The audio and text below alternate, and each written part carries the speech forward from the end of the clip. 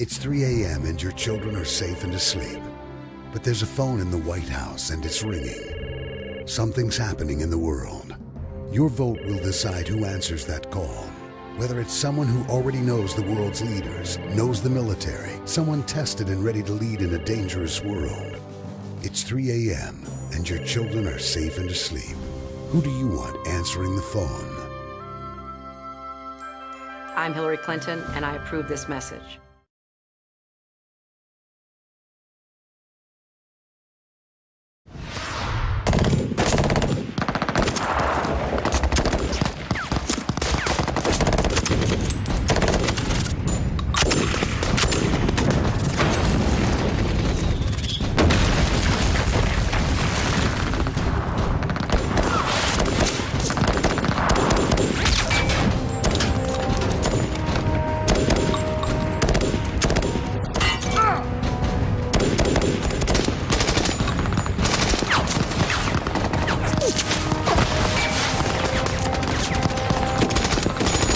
Taking the right side!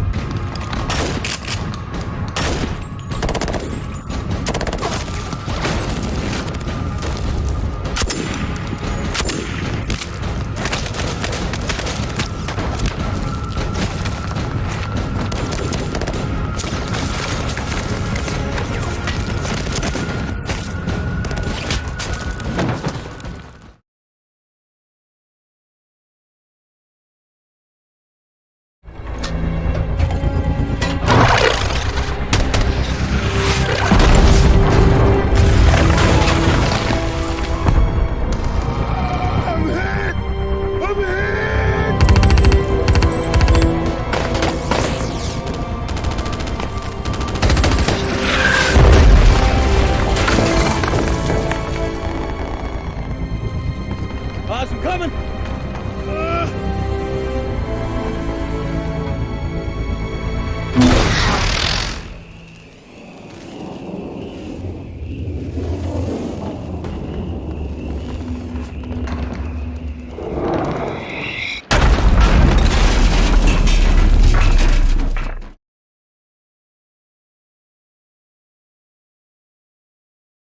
Good morning. Every day, all across the world, American diplomats and civilians work tirelessly to advance the interests and values of our nation. Often, they are away from their families. Sometimes they brave great danger. Yesterday, 4 of these extraordinary Americans were killed in an attack on our diplomatic post in Benghazi. Among those killed was our ambassador, Chris Stevens, as well as Foreign Service Officer Sean Smith. We are still notifying the families of the others who were killed. And today, the American people stand united in holding the families of the 4 Americans in our thoughts and in our prayers. The United States condemns in the strongest terms this outrageous and shocking attack. We're working with the government of Libya to secure our diplomats. I've also directed my administration to increase our security at diplomatic posts around the world. And make no mistake, we will work with the Libyan government to bring to justice the killers who attacked our people. Since our founding, the United States has been a nation that respects all faiths. We reject all efforts to denigrate the religious beliefs of others. But there is absolutely no justification to this type of senseless violence. None. The world must stand together to unequivocally reject these brutal acts.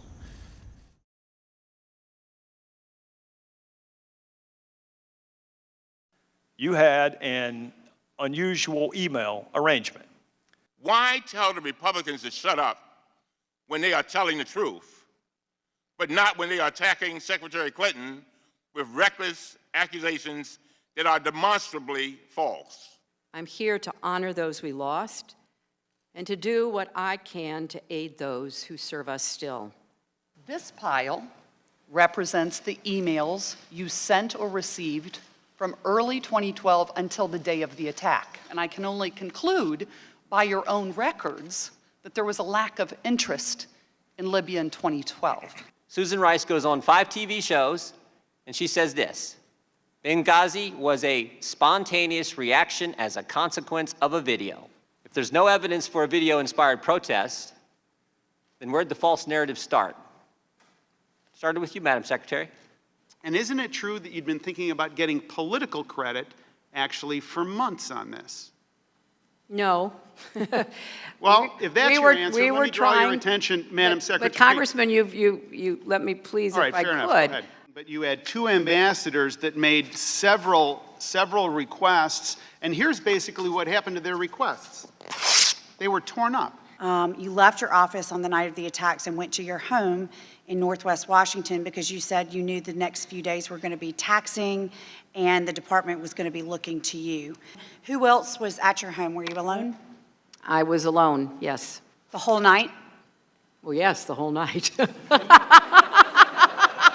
I don't know why that's funny. I mean, did you have any in-person briefings? I don't find it funny at all. I'm sorry, a little note of levity at 7:15. So I don't know what we want from you. Do we want to badge you over and over again until you get tired, until we do get the gotcha moment that he's talking about? We're better than that. It is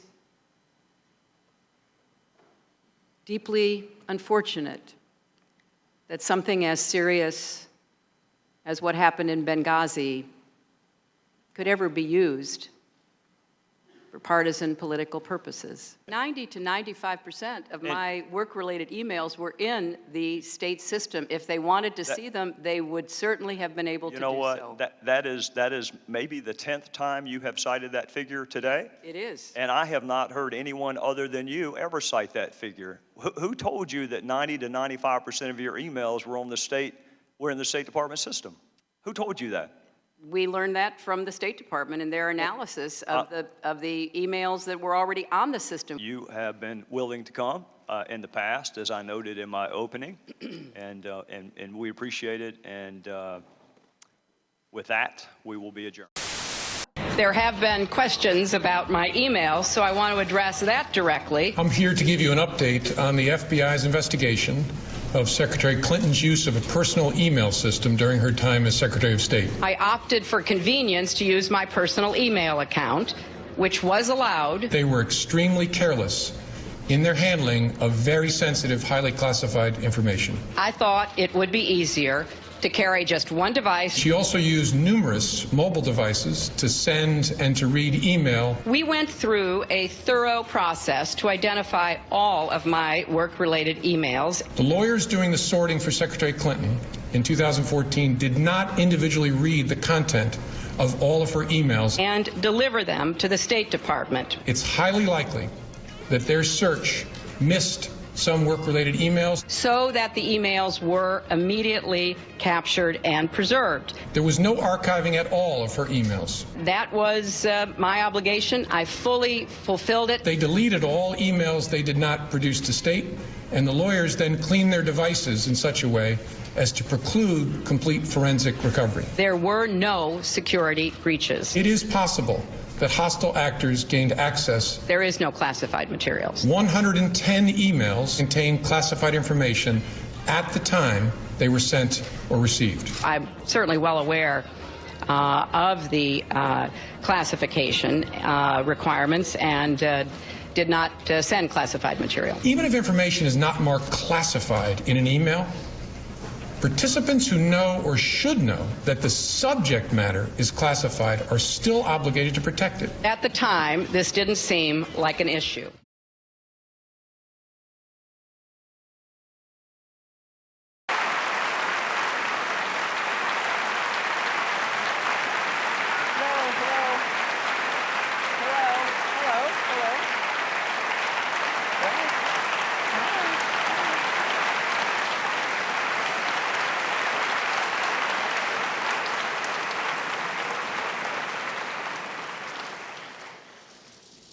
Thank you very much for being here. We're going to begin with a question from one of the members in our town hall. Each of you will have 2 minutes to respond to this question. Secretary Clinton, you won the coin toss, so you'll go first. Our first question comes from Patrice Brock. Patrice? Thank you and good evening.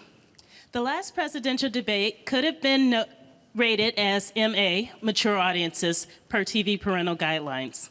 Knowing that educators assign viewing the presidential debates as students' homework, do you feel you are modeling appropriate and positive behavior for today's youth? Well, thank you. Are you a teacher? Yes, I think that that's a very good question because I've heard from lots of teachers and parents about some of their concerns about some of the things that are being said and done in this campaign. And I think it is very important for us to make clear to our children that our country really is great because we're good. It's called Make America Great Again. Thank you, Mr. Trump. The question from Patrice was about, are you both modeling positive and appropriate behaviors for today's youth? We received a lot of questions online, Mr. Trump, about the tape that was released on Friday. As you can imagine, you called what you said locker room banter. You described kissing women without consent, grabbing their genitals. That is sexual assault. You bragged that you have sexually assaulted women. Do you understand that? No, I didn't say that at all. I don't think you understood what was said. This was locker room talk. I'm not proud of it. I apologize to my family. I apologize to the American people. Certainly, I'm not proud of it. But this is locker room talk. You know, when we have a world where you have ISIS chopping off heads, where you have, and frankly, drowning people in steel cages, where you have wars and horrible, horrible sights all over, where you have so many bad things happening. This is like medieval times. We haven't seen anything like this, the carnage all over the world.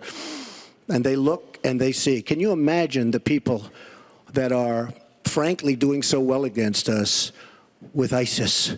And they look at our country and they see what's going on. Yes, I'm very embarrassed by it. I hate it. But it's locker room talk, and it's one of those things. I will knock the hell out of ISIS. We're going to defeat ISIS. ISIS happened a number of years ago in a vacuum that was left because of bad judgment. And I will tell you, I will take care of ISIS. So, Mr. And Trump, we should get on to much more important things and much bigger things. Just for the record, though, are you saying that what you said on that bus 11 years ago, that you did not actually kiss women without consent or grope women without consent? I have great respect for women. Nobody has more respect for women than I do. So for the record, you're saying you never did that? I said things that, frankly, you hear these things are said. And I was embarrassed by it, but I have tremendous respect for women. Have you ever done those things? Women have respect for me. And I will tell you, no, I have not. And I will tell you that I'm going to make our country safe. We're going to have borders in our country, which we don't have now. People are pouring into our country, and they're coming in from the Middle East and other places. We're going to make America safe again. We're going to make America great again, but we're going to make America safe again. And we're going to make America wealthy again, because if you don't do that, it sounds harsh to say, but we have to build up the wealth of our nation. Right now, other nations are taking our jobs and they're taking our wealth. Thank you, Mr. Trump. And that's what I want to talk about. Secretary Clinton, do you want to respond? Well, like everyone else, I've spent a lot of time thinking over the last 48 hours about what we heard and saw. You know, with prior Republican nominees for president, I disagreed with them on politics, policies, principles, but I never questioned their fitness to serve. Donald Trump is different. I said starting back in June that he was not fit to be president and commander-in-chief. And many Republicans and independents have said the same thing. What we all saw and heard on Friday was Donald talking about women, what he thinks about women, what he does to women. And he has said that the video doesn't represent who he is, but I think it's clear to anyone who heard it that it represents exactly who he is, because we've seen this throughout the campaign. We have seen him insult women. We've seen him rate women on their appearance, ranking them from 1 to 10. We've seen him embarrass women on TV and on Twitter. We saw him after the first debate spend nearly a week denigrating a former Miss Universe in the harshest, most personal terms. So, yes, this is who Donald Trump is. But it's not only women, and it's not only this video that raises questions about his fitness to be our president, because he has also targeted immigrants, African Americans, Latinos, people with disabilities, POWs, Muslims, and so many others. So this is who Donald Trump is. And the question for us, the question our country must answer, is that this is not who we are. That's why, to go back to your question, I want to send a message, we all should, to every boy and girl, and indeed to the entire world, that America already is great, but we are great because we are good. And we will respect one another, and we will work with one another, and we will celebrate our diversity. These are very important values to me, because this is the America that I know and love. And I can pledge to you tonight that this is the America that I will serve if I'm so fortunate enough to become your president. And we want to get to some questions Well, am I from allowed to online. respond to that?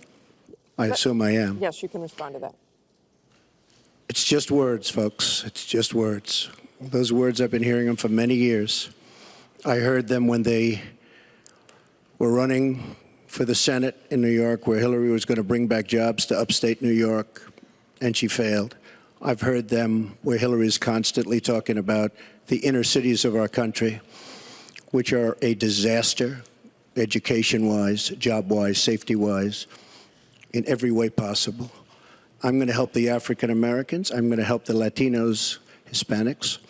I am going to help the inner cities. She's done a terrible job for the African Americans. She wants their vote, and she does nothing, and then she comes back 4 years later. We saw that firsthand when she was a United States Senator. She campaigned where the primary part of her campaign. I want to get to audience questions and online questions. So she's allowed to do that, but I'm not allowed to respond. You're going to get to Sounds respond fair. right now. That sounds fair. This tape is generating intense interest. In just 48 hours, it's become the single most talked about story of the entire 2016 election on Facebook, with millions and millions of people discussing it on the social network. As we said a moment ago, we do want to bring in questions from voters around the country via social media, and our first stays on this topic. Jeff from Ohio asks on Facebook, Trump says the campaign has changed him. When did that happen? So, Mr. Trump, let me add to that. When you walked off that bus at age 59, were you a different man, or did that behavior continue until just recently? And you have 2 minutes for this. As I told you, that was locker room talk. I'm not proud of it. I am a person who has great respect for people, for my family, for the people of this country, and certainly I'm not proud of it. But that was something that happened. If you look at Bill Clinton, far worse, minor words, and his was action. His was what he's done to women. There's never been anybody in the history of politics in this nation that's been so abusive to women. So you can say any way you want to say it, but Bill Clinton was abusive to women. Hillary Clinton attacked those same women and attacked them viciously. 4 of them are here tonight. One of the women, who is a wonderful woman, at 12 years old, was raped at 12. Her client, she represented, got him off, and she's seen laughing on 2 separate occasions, laughing at the girl who was raped. Kathy Shelton, that young woman, is here with us tonight. So don't tell me about words. I apologize for those words. But it is things that people say. But what President Clinton did, he was impeached. He lost his license to practice law. He had to pay an $850,000 fine to one of the women, Paula Jones, who's also here tonight. And I will tell you that when Hillary brings up a point like that, and she talks about words that I said 11 years ago, I think it's disgraceful, and I think she should be ashamed of herself, if you want to know the truth. Can we please hold the applause? Secretary Clinton, you have 2 minutes. Well, first, let me start by saying that so much of what he's just said is not right, but he gets to run his campaign any way he chooses. He gets to decide what he wants to talk about. Instead of answering people's questions, talking about our agenda, laying out the plans that we have that we think can make a better life and a better country, that's his choice. When I hear something like that, I am reminded of what my friend Michelle Obama advised us all. When they go low, you go high. And look, if this were just about one video, maybe what he's saying tonight would be understandable. But everyone can draw their own conclusions at this point about whether or not the man in the video or the man on the stage respects women. But he never apologizes for anything to anyone.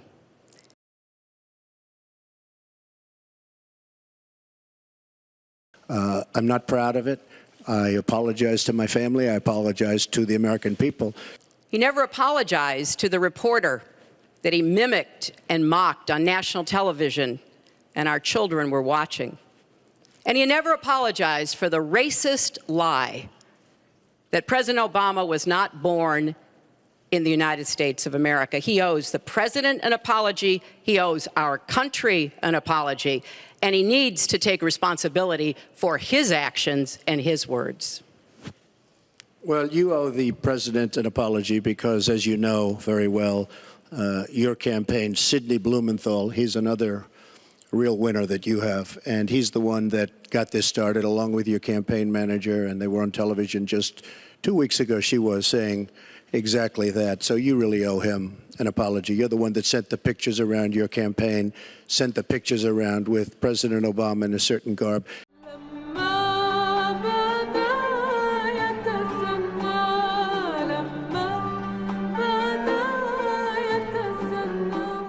That was long before I was ever involved, so you actually owe an apology. But when you talk about apology, I think the one that you should really be apologizing for, and the thing that you should be apologizing for, are the 33,000 emails that you deleted and that you acid washed. And then the 2 boxes of emails and other things last week that were taken from an office and are now missing. And I'll tell you what, I didn't think I'd say this, but I'm going to say it.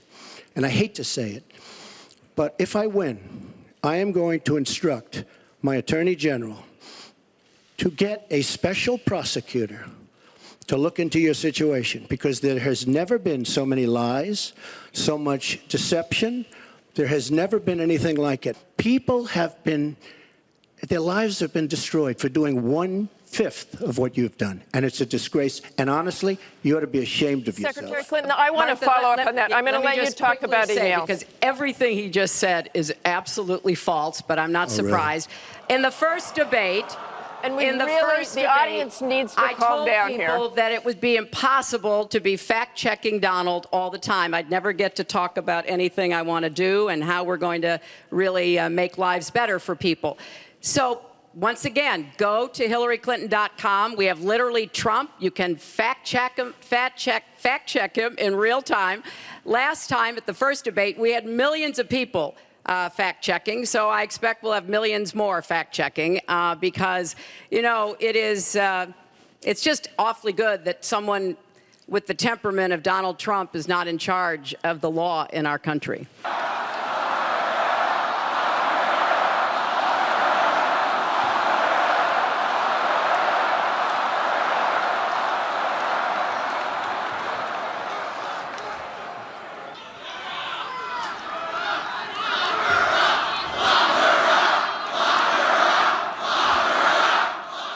It's just awfully good that someone with the temperament of Donald Trump is not in charge of the law in our country. Yeah, because you'd be in jail. Secretary Clinton.